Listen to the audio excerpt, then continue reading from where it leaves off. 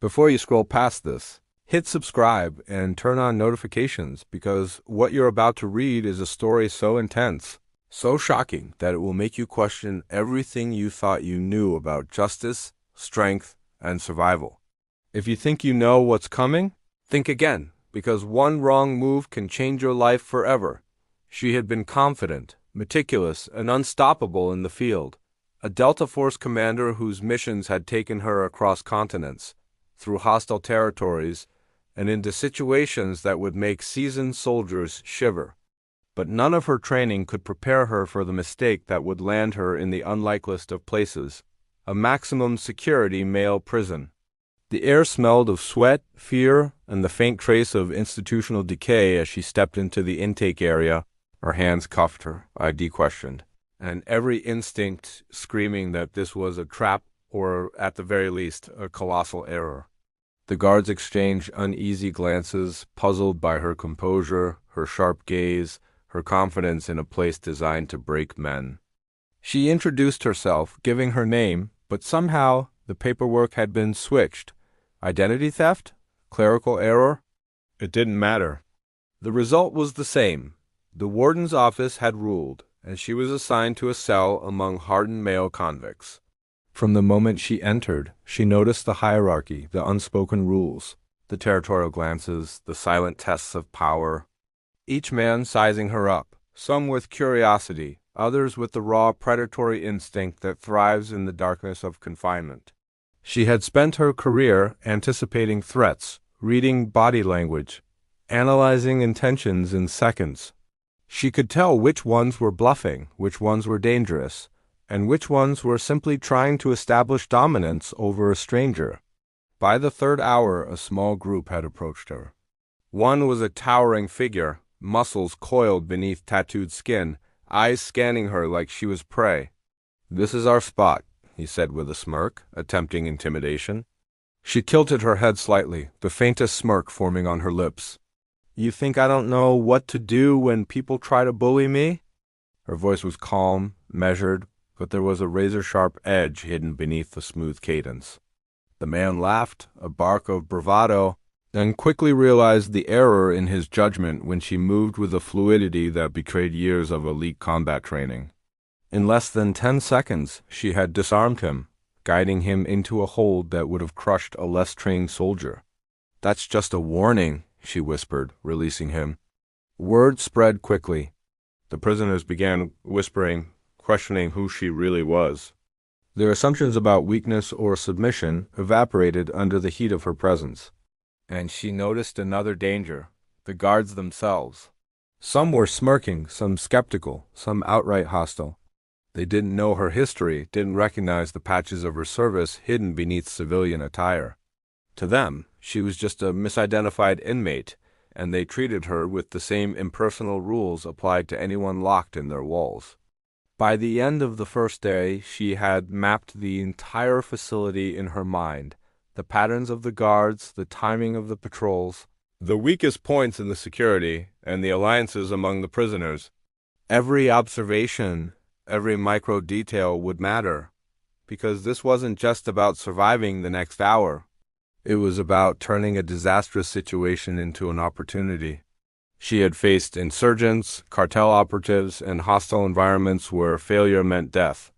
This would be no different. And then the whispers started. Late at night, faint murmurs carried through the vents and corridors. Some men were claiming she was military. Some were claiming she was something else entirely. Their curiosity began to twist into fear, and fear can make men irrational. One by one, those who tested her were quickly humbled, though she never had to resort to lethal force. It was enough to demonstrate control without overt violence, a lesson learned in the field, and adapted perfectly to the confines of a prison, where strength and intelligence determined survival. But she also had to play a role, to blend in just enough to avoid drawing unnecessary attention. The warden would soon notice anomalies, and she couldn't risk alerting the wrong people. She maintained a delicate balance, asserting authority when needed, remaining silent and observant when advantageous, and waiting for the perfect moment to reveal the truth that would shock everyone inside. Her mind replayed the events that had brought her here. The mission overseas, the intelligence she had gathered, the political forces that had secretly moved against her, and the bureaucratic mistake that had transformed a top-secret operative into a wrongly convicted prisoner. She had no intention of staying imprisoned, not like this, not ever, but rushing recklessly would be fatal. Strategy, timing, and precision would win the day as they always did. By nightfall, alliances had begun forming, subtle gestures exchanged in shadows and corners. She listened more than she spoke, recording every pattern, every habitual weakness. And in those whispers she detected an opportunity. There was a faction of prisoners who were desperate for change, disillusioned with the brutality and corruption in the system. They were just waiting for a leader. And a leader was exactly what they would find in her, but only when the time was right. She lay on the narrow cot in her cell, listening to the echo of distant footsteps, the murmurs, the clang of doors, and the faint whispers of fear and respect slowly intertwining. Her body was trained to handle exhaustion, her mind trained to handle stress, but her heart still beat with the anticipation of what was to come. Because they didn't know who she was, and they never would until the moment she decided to show them. And when that moment came, the prison would never be the same. The morning light seeped through the small barred window, casting long shadows across the cold concrete floor. She rose with the discipline of someone trained to endure far harsher conditions than this. Every muscle ached slightly from the cramped cot, but discomfort was irrelevant. Her mind was already 3 steps ahead, calculating, predicting, anticipating. Breakfast in the mess hall was a test in itself, a crucible of power, hierarchy, and silent threats, all served with trays of bland institutional food. She scanned the room, observing the groups of men, their postures, their subtle gestures, the way they shifted uneasily as they recognized a new, untested presence. A few of the more aggressive inmates had taken note, moving closer under the guise of casual conversation. "You're new," one said, trying to sound casual, his tone laced with barely concealed challenge. "Where are you from?" She replied with a measured calm, nothing revealing, nothing that could betray her background. "Just passing through," she said, eyes level with his, voice steady, confident. He laughed, a hollow sound, and leaned in slightly closer. She let the tension hang for a heartbeat, and then she stepped aside, letting his own momentum carry him into a table edge.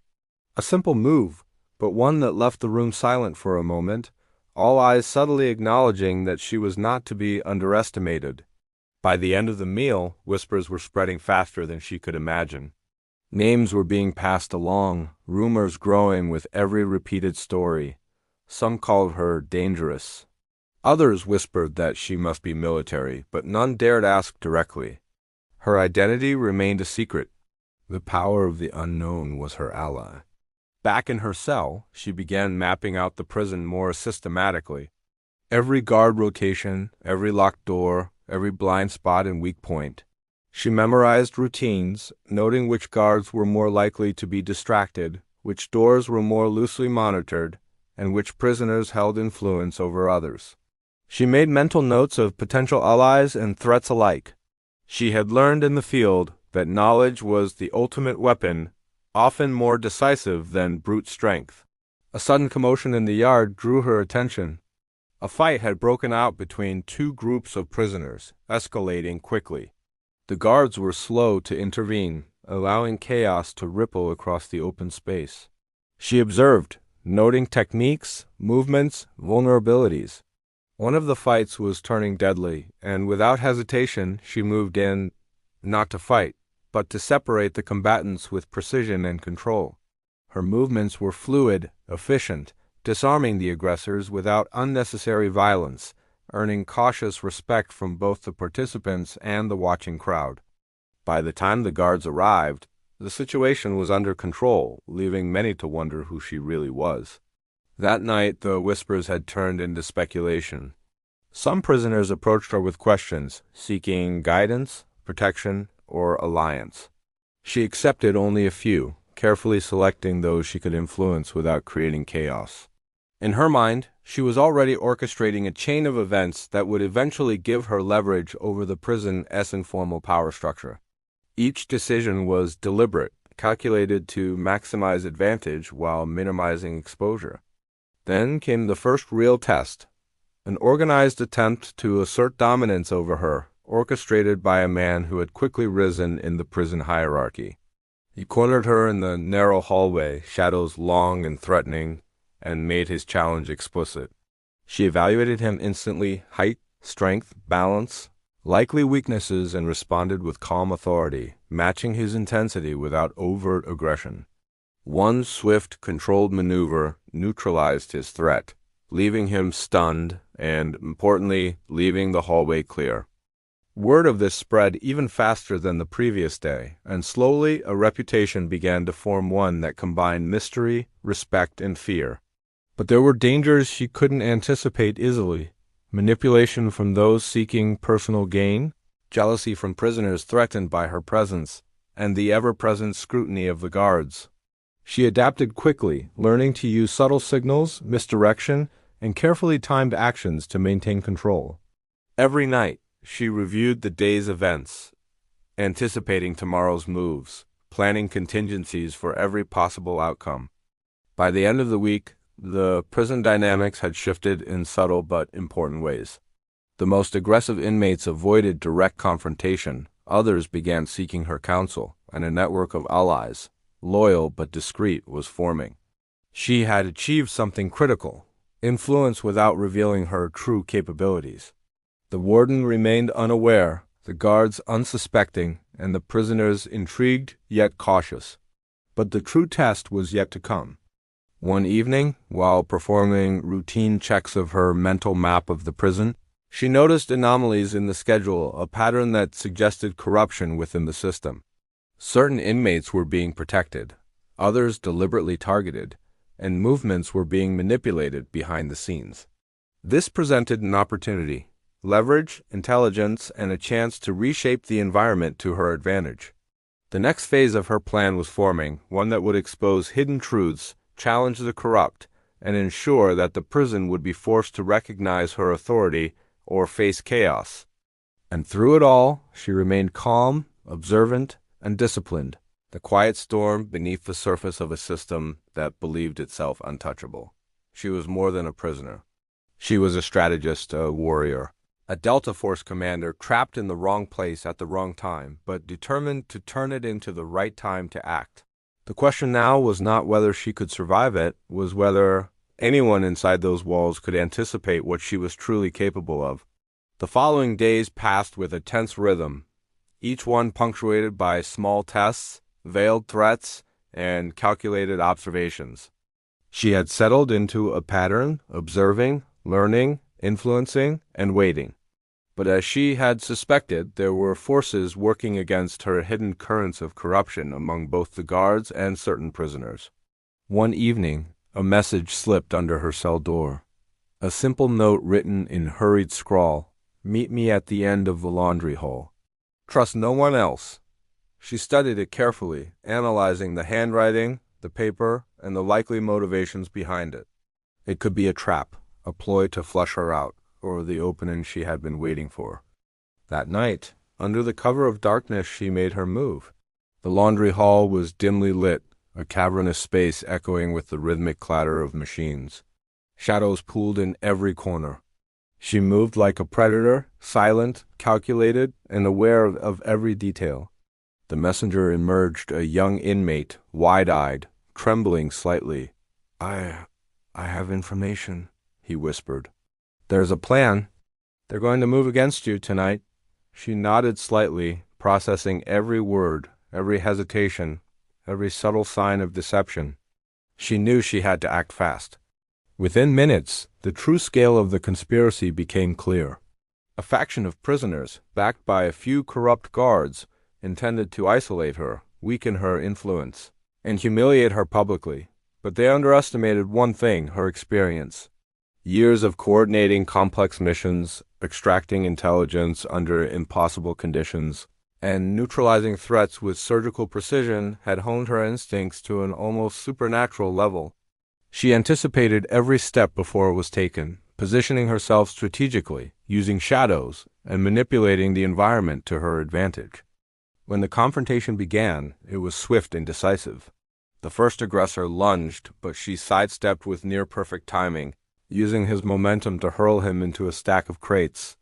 Another charged from the side, and she executed a combination of holds and disarms that left him incapacitated without causing permanent harm. Her movements were fluid, almost artistic, yet lethal in their efficiency.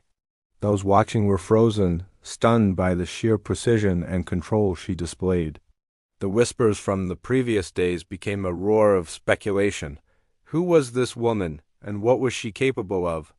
The chaos drew the attention of the guards, who arrived expecting to assert control.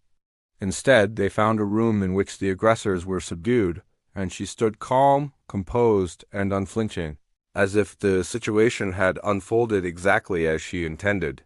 A few tried to confront her directly, but she neutralized them just long enough to assert dominance without creating permanent injury. By the time the warden was alerted, the damage had been done not physically, but psychologically. Fear and respect had already started to spread through the prison like wildfire. That night, alone in her cell, she reflected on the events. She had survived the first major attempt to eliminate her influence, but she knew this was only the beginning. There were deeper layers of corruption, more dangerous players, and larger stakes. She began planning a strategy that would expose the corrupt staff, consolidate her influence, and turn the prison into an environment where she could operate on her own terms. Then came the twist she hadn't anticipated. Among the prisoners who had sought her protection, one had betrayed her. He had been feeding information to the faction planning to take her down, hoping to gain favor with both guards and the warden. She discovered the betrayal not through suspicion, but by noticing subtle changes in behavior, hesitations, miscommunications, and inconsistencies in reports from the other prisoners. She confronted him quietly, drawing out the truth, and allowed him to live only because he had information she could use, turning betrayal into leverage, a lesson learned in the harshest theaters of war. Using this new intelligence, she began to manipulate the prison's hierarchy subtly. Guards who had been lazy or corrupt were coerced into compliance. Prisoners who had been indifferent were now cautiously loyal, and those who had planned aggression against her were neutralized in ways that left no doubt about her capabilities. By the end of the week, whispers of her abilities had grown into a chorus of awe and fear. No one dared underestimate her. Even the warden, oblivious to her true identity, felt a subtle shift in the atmosphere, a growing undercurrent of control that seemed almost supernatural. But the real revelation was yet to come. A major crisis hit the prison. An unexpected riot erupted, sparked by tensions she had long predicted but had allowed to simmer for her strategic advantage. Smoke, shouting, and chaos engulfed the halls. Prisoners fought each other, guards struggled to maintain control, and in the middle of the storm, she moved with precision, her tactical mind orchestrating containment and resolution. She guided vulnerable prisoners to safety, dismantled aggressive factions, and exposed the most corrupt staff in the process, all without revealing her full capabilities. By the time the riot was quelled, she had not only survived, but emerged as the de facto force commanding respect across the entire prison. The final act of Chapter 3 was a moment of revelation, though still partial. Certain prisoners and even some guards began to piece together her identity, not the specifics of her military background, but enough to understand that she was no ordinary inmate. Rumors spread. She's military, she's ex-special forces. She could take down this entire facility alone. These whispers served her purpose perfectly. Fear, respect, and awe became tools, and she wielded them like weapons, preparing for the ultimate phase of her plan: complete control, exposure of corruption, and the dramatic revelation that would shock everyone inside. And through it all, she remained calm, disciplined, and patient. She had survived chaos, betrayal, and calculated attacks. She had mapped the enemy, predicted every move, and turned potential disasters into opportunities. Her presence alone had shifted the balance of power within the prison, And as she lay on her narrow cot that night, she knew the final act was approaching, the moment when the walls themselves would witness the true force they had imprisoned. A Delta Force commander who had turned captivity into a battlefield she controlled completely.